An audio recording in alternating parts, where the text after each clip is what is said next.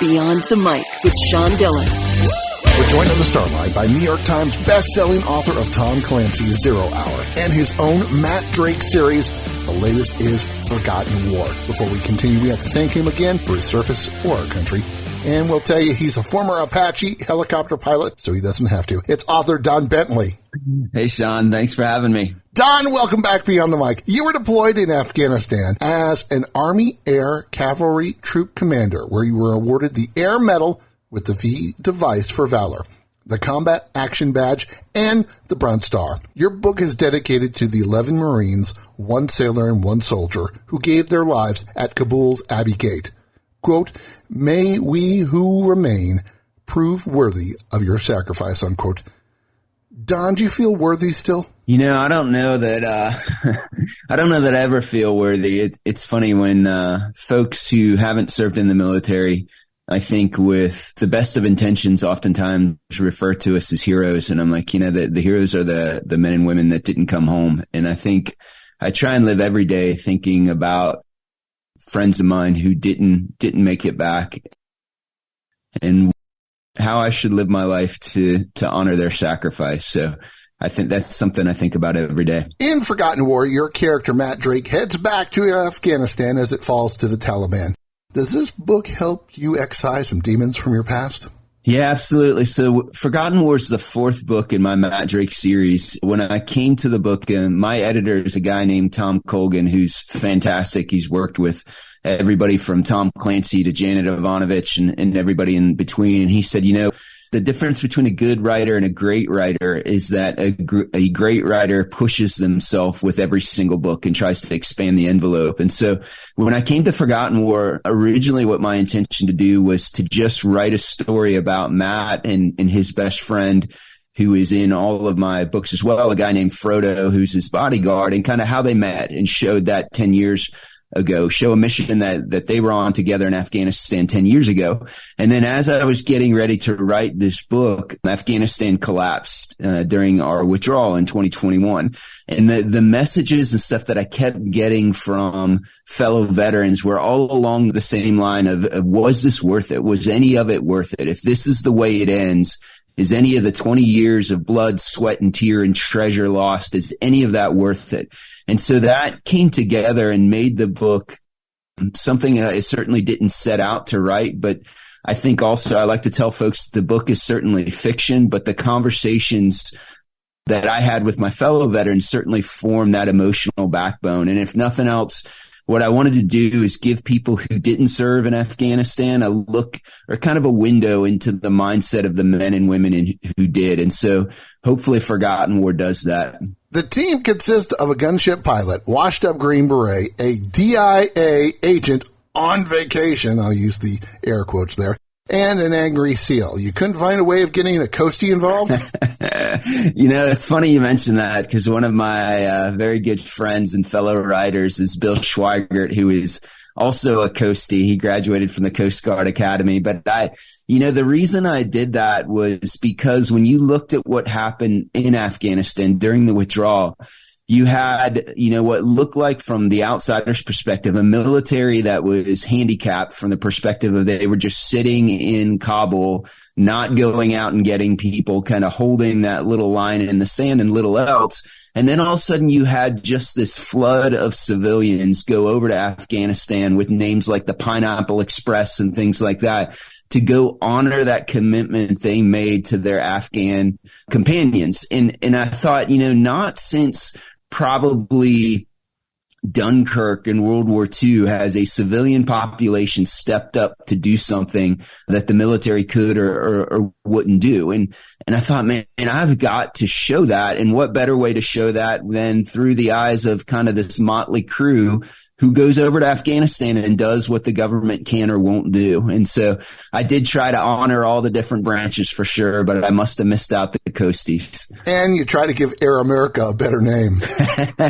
I did that too. I think, Air America has a bad connotation from the Vietnam War, certainly, but I think there were some pretty amazing things done during that couple month period, and especially the last weeks leading up to it. I know Tim Kennedy is a local Austin boy here as well, and he talks about it a little bit in his biography called Scars and Stripes. And there've been a whole bunch of books written, and I think more will come. And the more people talk about what happened during that time and what civilians did, most of them no longer in uniform, I think the stuff of legends will only grow. Don, how did you come up with Forgotten War as a title? Yes, the Forgotten War, as some folks on social media have been keen to point out, is traditionally reserved for the Korean War, as kind of the war in between World War II and Vietnam, the Forgotten War. But from my perspective, when I went to Afghanistan in 2005, and so even then, by 2005, Iraq had already kicked off, and Iraq had, for better or worse, become our center of gravity and the focus of the military. And so I think it was Donald Rumsfeld was actually quoted as saying something along the lines of, we do what we must in Iraq, so in Afghanistan we do what we can. And so there became this sense of kind of entropy where units and commanding generals would rotate in and out without ever updating what is the overall strategic plan. Like, what are we trying to accomplish here? And, I'm a father. My son was born shortly after September 11th, and he's now in the middle of getting his commission in the Marine Corps. And I just remember thinking, as a father, I just found it abhorrent, the thought that my son, a generation later, might have to go back to Afghanistan. And I thought, for what? What in the world are we even trying to accomplish there? And so I think very much over that 20 years, it kind of became the Forgotten War. And if you look at it, this is a fascinating statistic. So it was an all-volunteer army that shouldered their nation's burdens, both in Iraq and Afghanistan, for 20 years. And not only that, but only 1/4%, less than 1/4% of the U.S. population deployed to Afghanistan or Iraq. And in fact, that set many of them deployed both to Iraq and Afghanistan. And I just found it fascinating that this tiny fraction of America's sons and daughters shouldered that burden, oftentimes repeatedly, for 20 years, and the nation kind of forgot about it. And I don't think that's right. Best-selling author, our friend Don Bentley, joins us beyond the mic for the Rocking 8. 8 random questions. Answer with the first thing that comes to your mind. Don, there's no pressure. Favorite day trip from Austin, and you can't count Fredericksburg. I was about to say Fredericksburg as soon as you were going to say that. Let's see. You know what? My wife is a huge Chip and Joanna fan. And so if you are also in that cult, you cannot be in Austin and not make the trip up to Waco to see the silos. What's your favorite type of coffee roast? I have a friend that I flew in Afghanistan with that actually formed his own coffee company once he got out. And it's called Mural City Coffee Company. And he has a blend aptly titled the Aviator's Blend, and it is fantastic. It's like a medium roast. What's in it? There's coffee beans in there, Sean. I don't know. They're black. You grind them up and coffee comes out. That's all I can tell you. You can tell me, but you have to kill me. How do you decompress? Reading. So I don't get to read as much for pleasure anymore because one of the things about being a writer is a lot of folks help you up on your way up and blurb your book. And I try and do that for as many people as I can, but that often means I'm reading stuff that I didn't pick out. And so when I can, and when I can read just pure popcorn stuff, I love doing that. My editor turned me on to this series by P.T. Duderman, who writes about World War II, a whole bunch of books, but the ones I love are about the destroyers that were in the Pacific campaign, right as the Japanese were kind of perfecting their kamikaze tactics, and it's fascinating. Were you a Keith Urban fan before or after he was married to Nicole Kidman? And what's your favorite song? So my wife has always been a Keith Urban fan, and I was reluctantly along for the ride. And then we had friends of mine, they filmed the Country Music Awards here down in Austin, and friends got us tickets, and I got to see him live. And he, successful as he is, each of the artists came out and played one song and then left because they were taping it. And Keith Urban, there was a block of time, and he said, you know what, I'm not done. And his band walked up and he just started playing on his guitar, just him and the crowd, and played it just for the crowd. So fantastic guy. My favorite song for his, and I can't remember what the title is, but it's about a girl and a guy falling in love in the backseat of a cop car, and it's pretty fantastic. Isn't that like most country songs? Absolutely. What's one thing you miss doing from when you were a kid? Man, so we had I grew up in the 80s when, parents literally told you to leave the house and not come back on until the street lights were on. And where I grew up, there was a woods behind our house that had creeks in it that we would go catch crawdads and play hide and seek. And we built a treehouse one year, and in the grace of God, it basically stood up. I think we only fell off a couple times, and I still wish I knew whether that treehouse was standing, because we went through use the adage that if you don't know, there's this thing, if you don't know a knot, tie a lot. Well, we use that with nails. So there are probably 1,000 nails securing the boards to those poor trees. The tree house is probably still standing. The trees are probably all dead. Now, Don, if you could be invisible for one day, what would you do? That's a good question.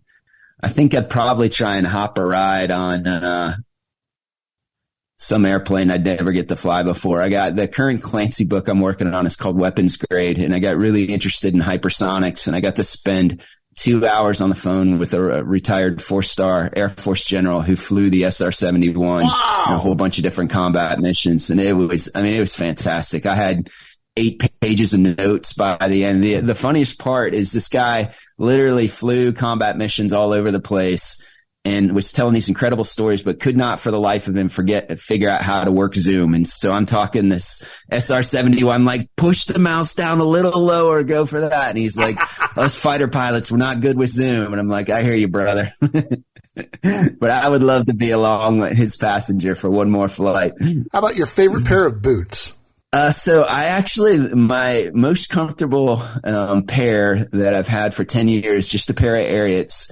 Told my wife when we went boot shopping, she wanted to try on a pair of Lucchese's. I'm like, be careful, because once you put those on, you will never be able to do any other pair of boots. But I actually have a friend who makes boots as his hobby, and he made me a pair without sanction came out, and they are incredible. So they're only going on 5 years old, so they're still new from a boots perspective, but they're pretty darn comfortable too. It's always good after you've broken in a new pair of boots. Mm-hmm. Yeah. What's the best place you vacationed with the family? The first 10 years of our marriage, I was in the military, and we got to live overseas quite a bit. And when my wife and I were in Korea, we went on an R&R to Australia down in 2000. And so we were at Cairns right at the northeast corner. And so we got to go diving on the Great Barrier Reef and everything. And that was amazing.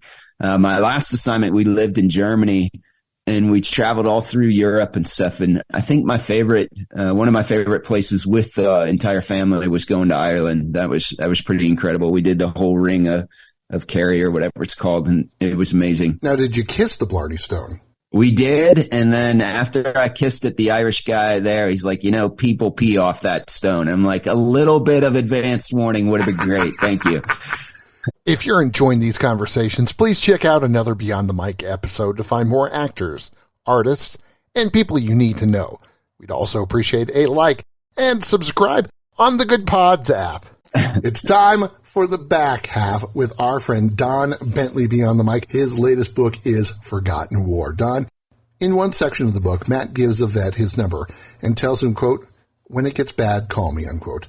Yeah. Who do you call when it gets bad? I'm lucky enough that once I got out of the Army, I worked for corporate America for a while, and it was the hardest 3 years of my life for a number of different reasons. One of those being that when you're in the military, you don't realize how much of who you are is tied up in what you do.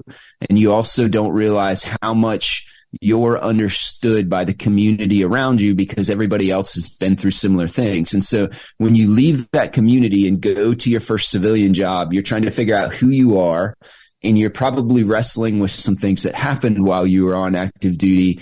And there isn't anybody around who understands you and can talk to you about that. And so after that job, I went and worked with a number of veterans who had started their own small business. And two of those guys are my best friends to this day. They're former members of the Ranger Regiment. In fact, before I went to writing full time, I was working with them again. And those are the guys that I know any time of day I can call. I've taken calls from them and vice versa. And that's that's the biggest thing I said to veterans is, obviously you're not alone, but the second part is you need to have somebody to talk to, because when I was struggling to make sense of some things that went sideways in Afghanistan, the words that my wife spoke, that my civilian friends spoke were great, but they didn't mean anything until a veteran who had been in a similar situation told me that same thing. And it was, almost like he gave me absolution. He said it wasn't your fault. And that wasn't anything anybody else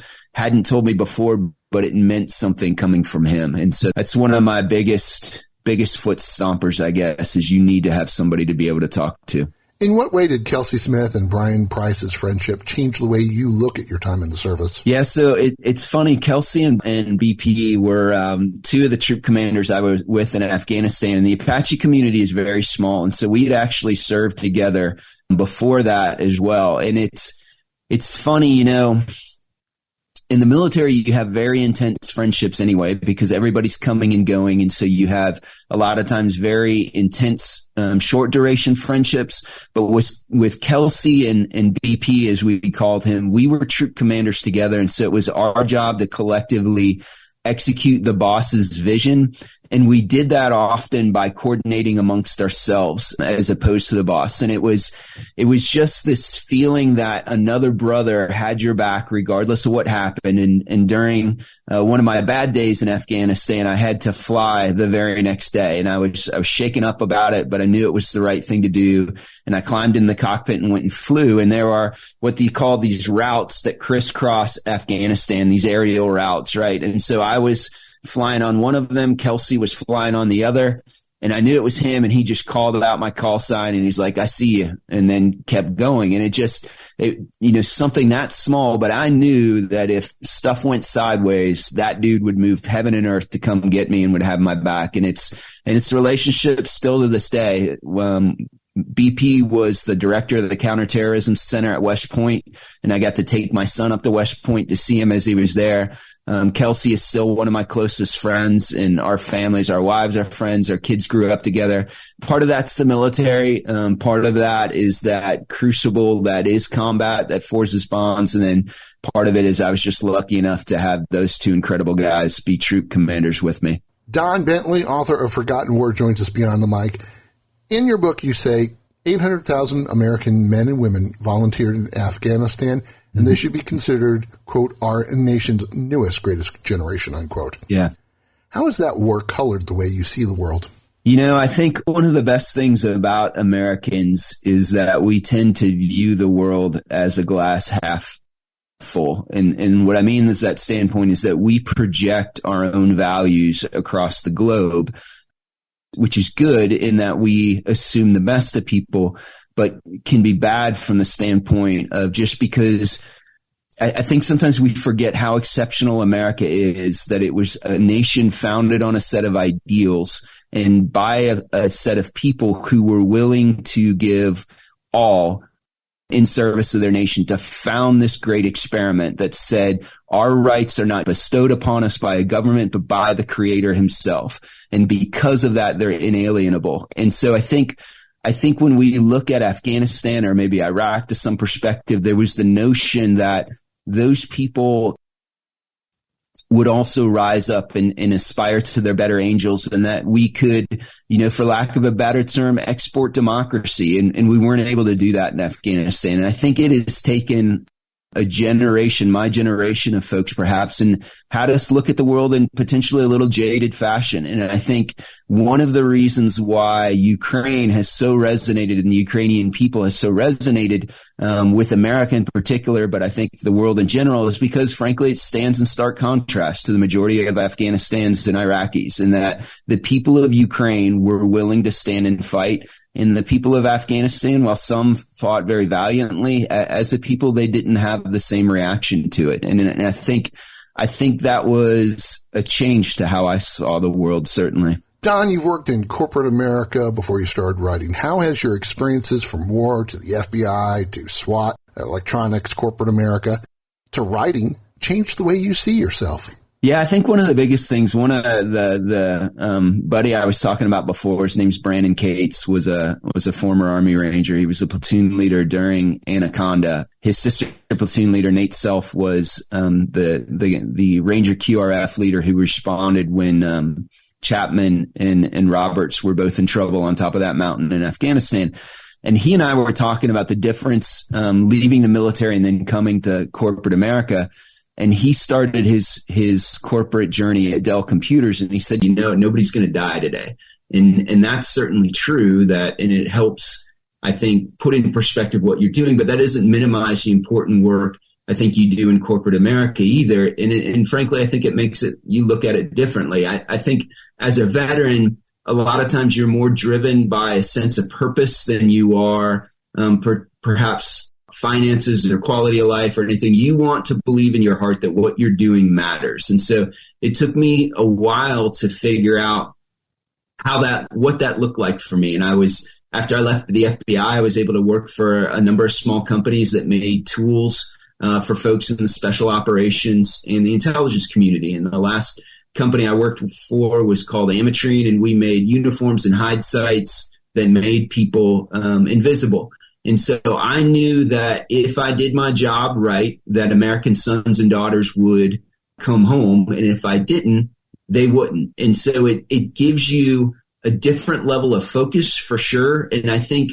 veterans have to find that sense of fulfillment. I have a friend who works in corporate America as well, and he works for a company that makes diapers, and diapers are important. I've got 3 kids. I understand how important they are. But I need personally a connection back to the warfighter, and to think, even though I'm not in the military anymore, I have friends who still are, and I want to do something that can help them. And so for me, that's where it led me. But I think everybody who has been a veteran has to figure that out for themselves and say, if I don't find that kind of fulfillment in work, then maybe I find it through nonprofits or through my church or volunteering. But you're going to be very, very purpose driven, because when you're in the military, so much of who you are is wrapped up in that sense of nobility in what you do. And that's hard oftentimes to get replicated in corporate America. What's the best thing about your sons and daughters, and how has your wife kept you sane? So my wife and I are high school sweethearts, and so she has been around the entire time, and she is thoroughly unimpressed by what I do, which I think is very helpful. If asked, she will tell people that I can't figure out what I want to be when I grow up, which is probably also true. My son, like I said, has followed in my footsteps somewhat, in that he's going into the military. And against everything I could do, he chose to go to the Marine Corps instead of the Army. But it's been incredibly fun to watch him find that path on his own and decide that he wants to pursue service over self. My middle daughter, my oldest daughter, but my middle child is in her first year in college, is an engineer as well, and she wants to be a writer. And there'll be days, she's getting a degree in engineering, but she writes on the side, and we compare word counts. And last weekend, she wrote 14,000 words in a day. And I'm like, I haven't written 14,000 words in 2 weeks. Can you send some of those words my way? And so that's been really neat to see through her eyes how she looks at story and why she wants to become a writer. And my youngest daughter is a sophomore in high school, and she is a gym rat. And so she cracks me up, because I showed her kind of some of the basic lifts and stuff I've learned. And then it's been fun watching her as she videos herself doing squats and tries to get her form exactly right for push presses and stuff. And so it's funny. I thought before I had kids, or they were old enough, I thought there would be a kid potentially who is exactly like you or not at it all. But what you see is your kids are little facets of you, I think. And that's been neat to see. What's the best Nelson DeVille novel? Man, that's a hard one. So the first one, I still think, I think the best John Corey one is still Plum Island, because he's such a funny character, and he's so well written.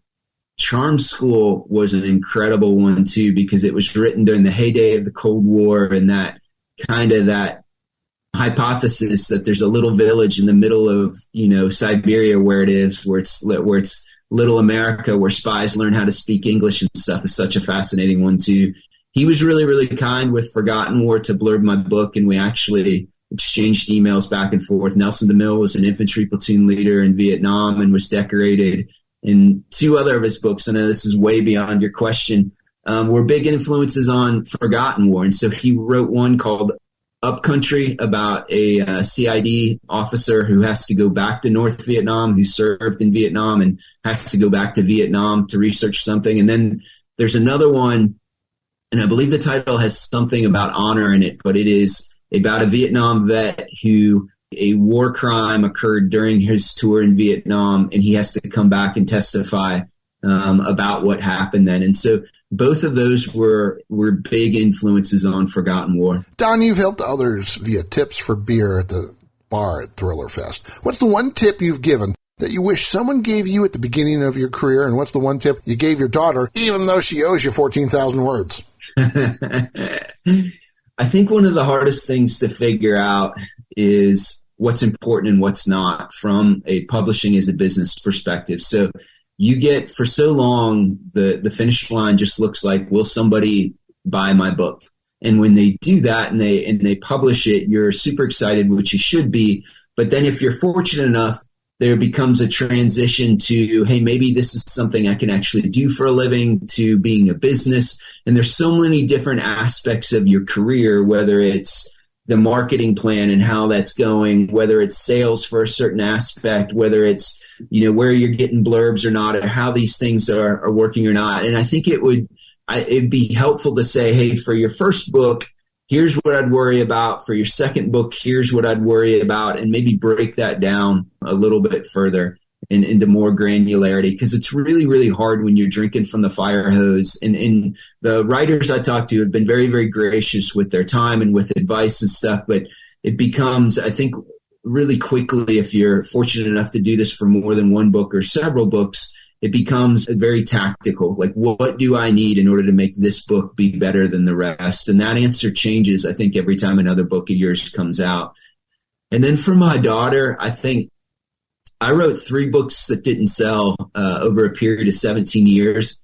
And the 17 years is not because I had writer's block. It's because there's a certain amount of sulking that needs to happen in between each book that didn't sell. And so she's been working on this book for a long time, and she's almost done. And I think what I would tell her is finish the book, edit the book, send it out, and then start writing the next book, because chances are that's not going to be the book that sells. It's going to take you a while to learn your craft.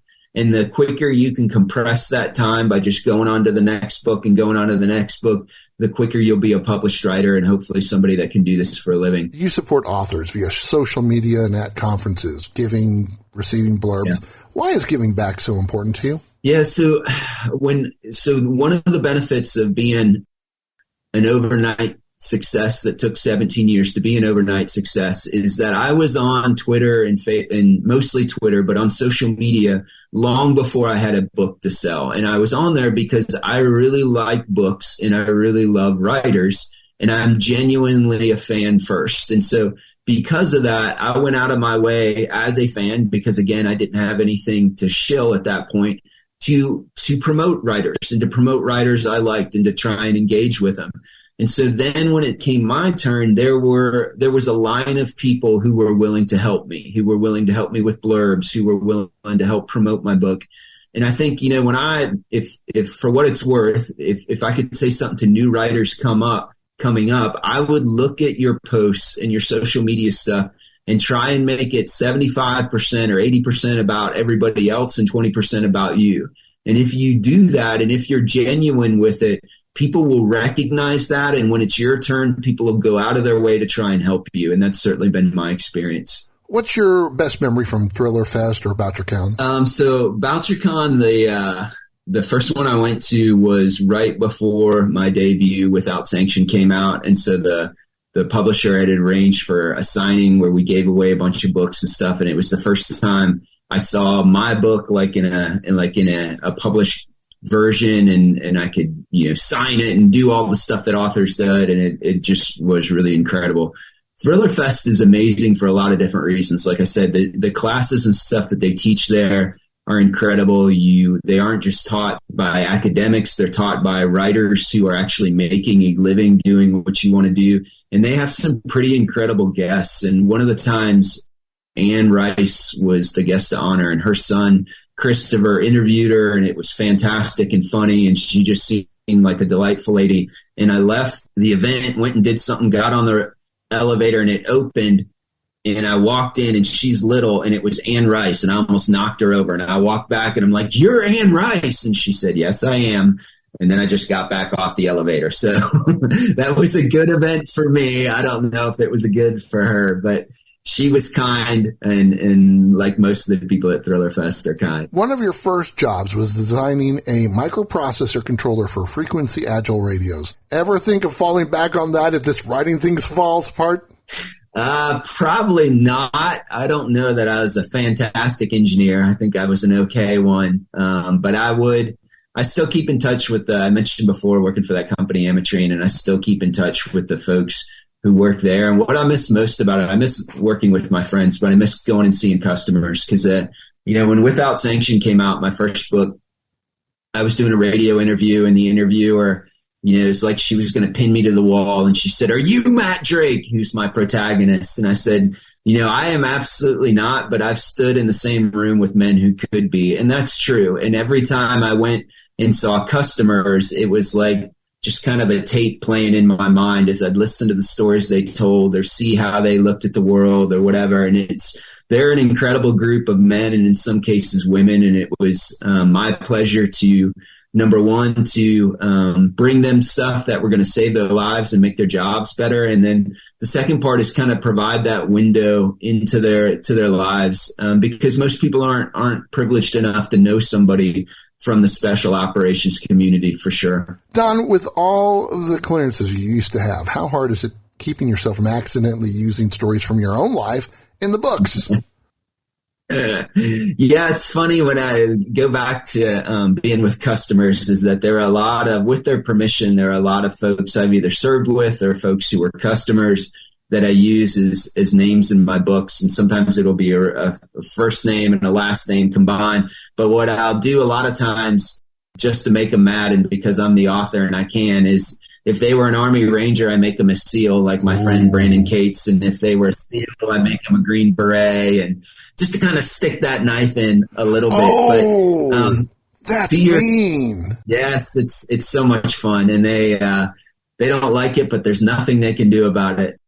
And so I get to do that. And then also, but to your question, as a former FBI agent, if there's anything in my books that I've written about that could potentially be FBI information, then the FBI has to review the book first and then come back with any changes or any redactions or stuff like that. And so I go through that process with most of my books. Best and worst part from your time as an FBI special agent? My first job as an FBI agent was as a human agent, and it is very close to what my protagonist Matt Drake does in his books, except for he works for the DIA, the Defense Intelligence Agency, and he's what's called a case officer, which is a fancy word for being a spy. And so his job is to go overseas and run and recruit in the intelligence community what they call assets, and the FBI what we called sources.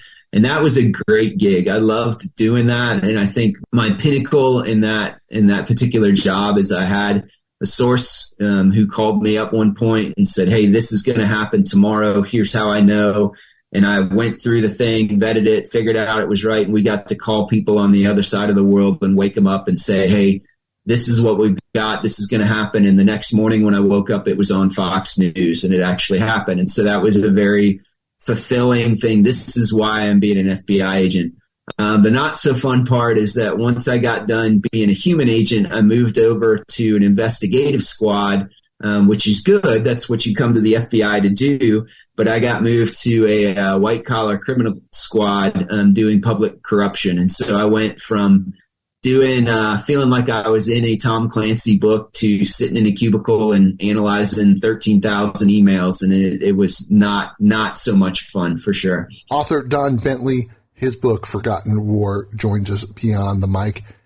Don, how many times have you had to visit the team room? Many, many times. And so the team room, for as my customers talk about it, is that room where the Green Berets get to gather and plan missions and decompress and look at technology. And so as a business guy, most of our meetings took place in the team room. And so it was always fun. The culture there is different. The customers are very relaxed, and they're very, very smart customers, and you get one chance. And so it's not like if you're taking a piece of technology to an Army private who's 18 or 19 years old and telling them how to use it. When you come in with this kind of customer, they're all independently minded. They're screened for that. They're great critical thinkers. They know what their problems are. And so you get one chance to show them the piece of technology. It better work.